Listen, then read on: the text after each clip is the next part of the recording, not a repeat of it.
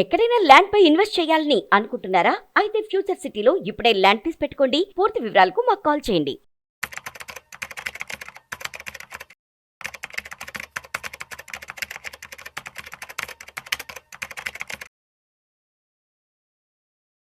ప్రేక్షకులకి మీ రామచంద్రమూర్తి నమస్కారాలు.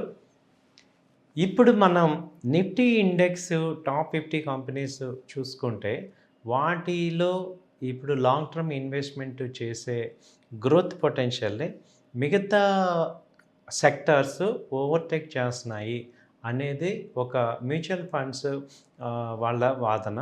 వాళ్ళు ఏమంటున్నారంటే mutual funds investment long term point of వ్యూలో వెల్త్ క్రియేషన్ పాయింట్ ఆఫ్ వ్యూలో చూస్తే రెగ్యులర్ ఈ సెక్టార్స్ కన్నా కూడా ఇప్పుడు tourism, hospitality, health care, entertainment and home improvement ఈ సెక్టార్స్లో లార్జ్ ఎకనామిక్ గ్రోత్ అయితే కనపడుతుంది.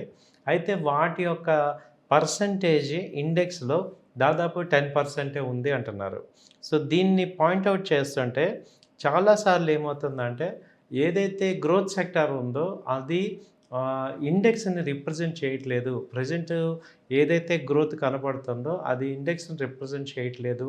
కాబట్టి ఇండియన్ వెల్త్ క్రియేటర్స్ అందరూ కూడా ఇప్పుడు జనరల్గా ఏం చూస్తున్నాం, నిఫ్టీలో ఎక్కువ సెక్టార్స్ ఏమున్నాయో అయ్యే ఎక్కువ ఫాలో అవుతున్నారు. బట్ వాటిలో ఏమవుతుందంటే వెల్త్ ఎక్కువ క్రియేట్ అవ్వట్లేదు.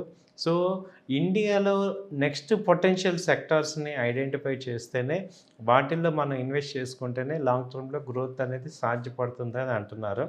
దీనికి ఉదాహరణగా ఏమంటున్నారంటే 1991లో హాఫ్ ఆఫ్ ద నిఫ్టీ కానీ సెన్సెక్స్ షేర్లన్నీ కూడా ఈ పవరు, స్టీలు, టెక్స్టైల్, సిమెంట్ ఉన్నాయి. కానీ వాటిల్లో ఒక్కటి కూడా ఐటీ కానీ బ్యాంకింగ్ కానీ లేదు. కానీ 91 నుంచి కూడా ఐటీ, బ్యాంకింగ్ ర్యాలీ బాగా వచ్చాయి.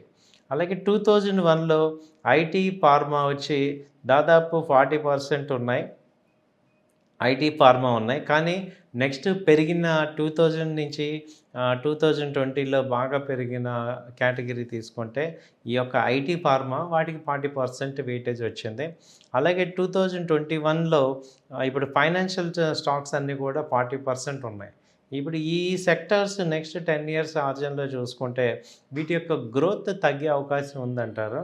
దీన్ని బికాజ్ రీజన్ ఏంటంటే బ్యాంక్ కానీ ఫైనాన్షియల్ కానీ షింక్ అవటం కాదు, వేరే సెక్టార్స్ గ్రో అవుతున్నాయి మచ్ ఫాస్టర్ దాన్ ద ఈ బ్యాంకింగ్ సెక్టర్ గ్రో అవుతున్నాయి.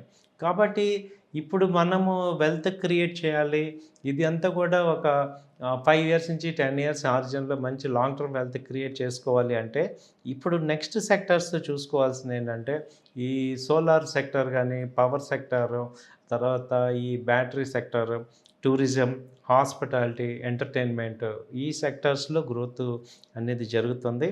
అలాగే ది బెస్ట్ ఆపర్చునిస్ట్ ఏంటంటే always the not obvious the regular sectors. So regular సెక్టార్స్లో బెస్ట్ ఆల్టర్నేటివ్స్ ఆపర్చునిటీస్ రావు. కాబట్టి అదర్ సెక్టార్స్ బాగా హైలో ఉన్నది చూసుకోవాలి. వాల్యుయేషన్స్ ఎందుకంటే ప్రెజెంట్ సెక్టార్స్లో బాగా వాల్యుయేషన్స్ ఎక్కువ ఉంటాయి. సో అదర్ సెక్టార్స్ చూసుకోవటం వల్ల బాగా వస్తుంది అనేది చెప్తున్నారు. అయితే ఏమంటారు, ఇప్పుడు మనం పోర్ట్ఫోలియో ఎలా క్రియేట్ చేసుకోవాలంటే ఒక diversified portfolio 15 to 20 names maximum పెట్టుకొని sectors along with long term structural drivers, ఎక్కువగా లాంగ్ టర్మ్ గ్రోత్ చేసే డ్రైవర్స్ కావాలి. అర్బనైజేషన్ కానీ ఇవి ఏదైతే మనం ఫోకస్ చేసుకోవాల్సింది ఏంటంటే ఎక్కువగా ఇప్పుడు నెక్స్ట్ 10 ఇయర్స్లో జరుగుతున్నది ఏంటి అంటే అర్బనైజేషన్ జరుగుతుంది. అలాగే ఫిమేల్ రైజింగ్ వర్క్ ఫోర్స్ పెరుగుతున్నారు పార్టిసిపేషను. అలాగే హౌస్ హోల్డ్ ఇన్కమ్ అంతకుముందు 60 lakhs అలా ఉండేది, ఇప్పుడు 90 lakhs నుంచి 1 crore దాకా పెరుగుతుంది. అలాగే ఈ ట్రెండ్ మార్పులు అబ్జర్వ్ చేస్తూ నెక్స్ట్ ఆల్టర్నేట్ సెక్టర్స్ ఎక్కువగా ఫోకస్ అయ్యే అవకాశాలు కనపడుతున్నాయి అంటున్నారు. సో కాబట్టి మనం కూడా మంచి ఎర్నింగ్స్ ఉన్న డైవర్సిఫైడ్ కంపెనీస్ ఏమున్నాయి అనేది చూసుకొని అలాంటి వాటిల్లో మనం కూడా మన కొంత పోర్ట్ఫోలియో బిల్డ్ చేసుకుంటే మంచి వెల్త్ క్రియేట్ అవుతుంది. సో ఇది ఏంటంటే మ్యూచువల్ ఫండ్ ఎక్స్పర్ట్స్ చెప్తున్నారు కాబట్టి మీరు కూడా దీని గురించి ఆలోచించి మీరు కూడా రీసెర్చ్ చేసుకొని మీ ఓన్ కంపెనీస్ని ఐడెంటిఫై చేయండి. దీనికి మీరు ఏమన్నా కామెంట్స్ రాయదలుచుకుంటే కింద రాయండి, దానికి మేము సపోర్ట్ చేస్తాం. థ్యాంక్ యూ అండి, నమస్తే.